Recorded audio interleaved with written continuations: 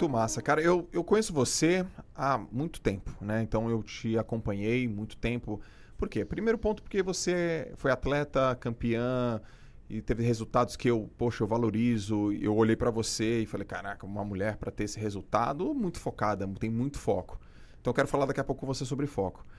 Mas teve uma coisa que eu acompanhei e que realmente subiu ainda um pouco mais a minha admiração por você. Foi quando eu vi todo o processo da tua gravidez, né? Onde você foi contando a história da tua filha, como é que você se alimentava, como é que você treinava e assim por diante. Aí você teve a bebê e aí umas semanas depois você já volta com corpo atlético. E aí eu pensei, bom, muitas pessoas vão confundir, vão falar, porque ela tem uma baita de uma genética, porque, caramba, ela foi abençoada por Deus e tal. Não que a gente esteja negando isso, mas você teve muito foco ali para manter tua dieta e para voltar. Então eu queria já começar a fazer uma pergunta seguinte para você. Para você, o que é foco e como que o foco te ajudou em todas as áreas da sua vida e os negócios que você tem? Foco, em primeiro lugar, para mim, é você estar disposto a viver o processo, cada etapa do processo, as dores do processo, sem tirar os seus olhos do alvo. É manter os seus olhos fitos num lugar específico, que é o seu alvo, que é a sua meta, independente daquilo que você vai viver. É estar disposto, literalmente, a pagar o preço. E muita gente, às vezes, se considera uma pessoa de foco e elenca prioridades na vida, mas ela nunca tem tempo para essas coisas. Ela, não, talvez amanhã eu comece. Então, eu sempre falo para as pessoas, olha, não ouse chamar de prioridade as suas metas para as quais você não tem tempo. Então, se você não tem tempo, ela não é sua prioridade. Ponto. Esquece. Para de falar que ela é se ela não é. Então, o foco ele é justamente isso. É você entender as suas prioridades, passar pelo doloroso processo, pelo doloroso caminho, pelas quedas, sem tirar os seus olhos do alvo. Então, se você é o tipo da pessoa que consegue manter o seu olho lá na frente, ter visão, mesmo quando você passa por adversidade, sem esmorecer, sem desfalecer, sem desistir, isso é ter foco. É estar disposto a pagar o preço, literalmente. Porque quando a gente olha, eu até falei esses dias numa live, quando a gente olha para a vida de pessoas, tipo, sei lá, vou pegar aqui aleatoriamente, Oprah Winfrey, né, que hoje em dia é uma grande comunicadora da TV, começou paupérrima, estudou, correu atrás. Steve Jobs foi mandado embora da própria empresa, anos depois, poucos anos depois de ser inaugurado, depois foi readmitido. Nós temos casos aqui no Brasil, Silvio Santos, dentre outras pessoas que começaram do literal zero. Então, eu creio que as pessoas que falam, eu não consigo ter foco e continuam chamando aquele plano de prioridade, mas essa é a prioridade na minha vida, mas eu não consigo ter foco. Então, tem alguma coisa errada.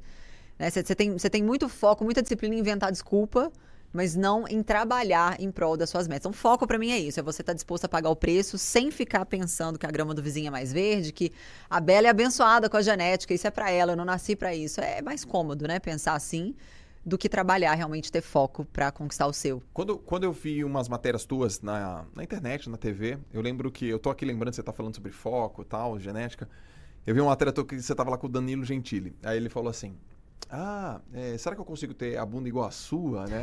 Aí você falou assim, consegue, se você treinar, se você se dedicar, porque eu não era assim, eu era magra, eu tinha um complexo até com o meu corpo, você fala.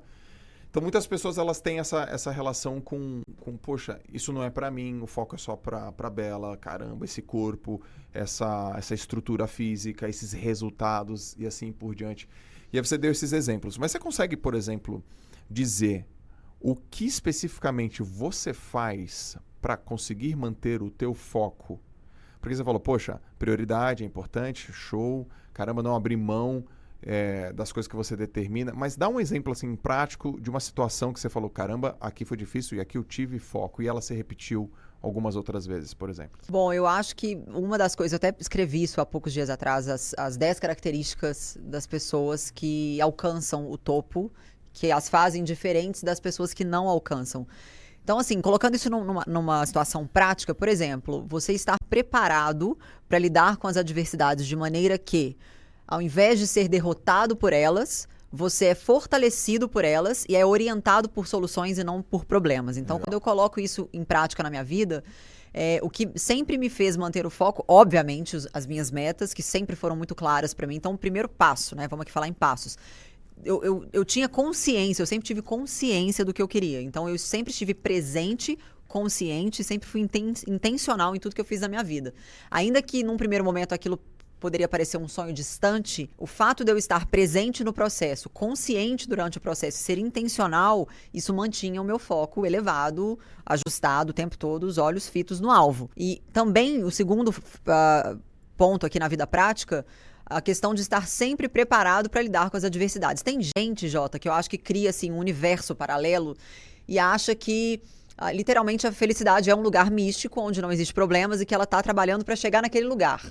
E aí no meio do caminho ela vai perder o foco. Por quê? Porque ela vai ser derrubada por problemas. E se essa pessoa não tem um mindset preparado para enfrentar as adversidades sem se colocar numa bolha chamada coitadismo e vitimismo, ela vai fracassar. E isso tudo vai atrapalhar o foco. Então quando eu olho para a minha vida, eu vejo que essas duas situações, né, lidar com as adversidades de maneira que eu não seja destruída por elas, mas fortalecida por elas, e manter o meu foco sabendo que durante o processo vai ter dor, vai ter suor, mas eu não vou desistir, vou continuar olhando ali pro meu sonho e construir essas sementinhas. Eu creio que essas duas coisas foram grandes diferenciais para mim, de nunca ter me iludido também, de achar que o processo vai ser fácil, que eu vou pegar um shortcut, que eu vou chegar mais cedo. Não, quando a gente começa uma coisa na vida, para manter o foco, ele não fica ali automaticamente, você tem que ir ajustando. Quando a gente vai no oftalmologista, ele pinga ali o colírio que dói. É um processo doloroso que muitos de nós evitamos. Eu não gosto do oftalmologista, não gosto de sentir aquela dor, não gosto de ficar sem enxergar. Mas a gente sabe que é para um bem maior. Então você vai lá, passa pelo processo, a dor, beleza. Primeira etapa, vencida. Aí você senta na cadeira, ele vem experimentando várias lentes, tipo, bota letrinhas ali difíceis para você enxergar. E ele vai ajustando aquelas lentes, pouco a pouco, até o momento que você fala, opa, tô enxergando. Então ali você ganhou foco.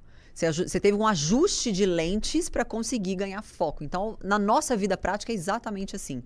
Você vai ajustando as suas lentes à medida que você vai vivendo o processo. Cara, que legal. A gente estava almoçando, né? Aí eu falei um assunto para você importante na minha vida e você falou, vou te dar aqui uma justificativa teórica teológica sobre isso que você falou. Eu vou te dar uma também agora aqui. Tem um autor que o nome dele é Chris Bailey.